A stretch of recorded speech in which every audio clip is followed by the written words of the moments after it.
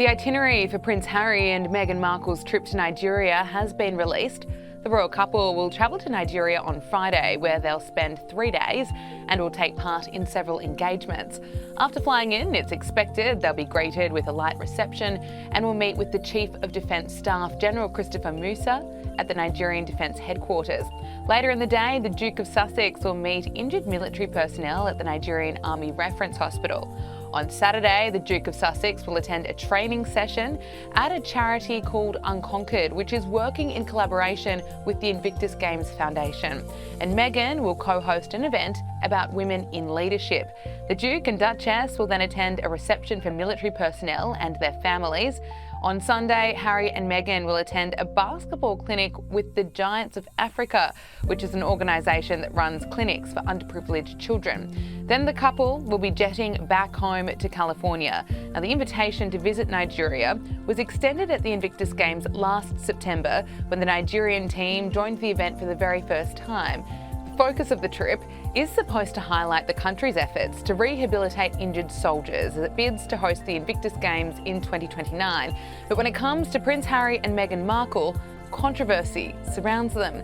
The royal couple are being criticised for reportedly having their security costs covered by the Nigerian government, despite an estimated 87 million people in the country living in poverty.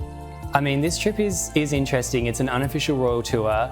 They're not there on the behalf of the British government. They're there at the invitation of the Nigerian government. Some people think that this is a bit risky. You know, when you're not there on behalf of say, the British Home Office, you're kind of at the whims of your host.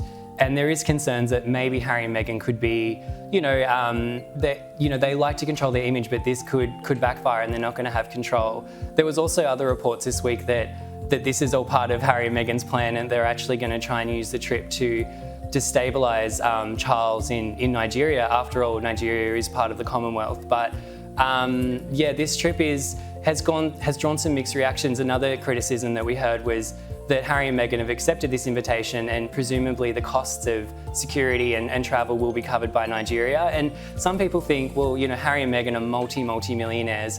Yeah. Why are they travelling over to Nigeria and expecting, the Nigerian government to cost it? I mean, unfortunately, this is a country where 2/3 of Nigerians are living on less than a couple dollars a day. I don't know how this trip's going to pan out, to be honest. Yeah, you can really understand the criticism, can't you? This trip has also highlighted the deep rift between Prince Harry and his family after it was revealed his father, King Charles, would not meet with him. There are reports today from the Daily Mail's Richard Eden that the King didn't want to meet with his son because he doesn't need the drama in his life. Let's talk a little bit about Prince Harry. He is in London, but there will be no family reunion with King Charles rejecting a meeting with his prodigal son. He's too busy to catch up. What do you make of this, Darren? They were both out and about in London, but couldn't spare 5 minutes to have a coffee? I think it shows the extent to which that relationship has been severely damaged. They used to be really rather close indeed. In fact, the roles were reversed. He was closer to Prince Harry than Prince William. Now, what I would say to this is, on a human level, dare I say, I find it quite sad. Yes, Rita, you'll be surprised to learn I do have a heart. But on a purely, if we look at it on a level of analysing the individuals at play here, Prince Harry is over here to promote the Invictus Games. It's a great initiative, and I don't for 1 second doubt that.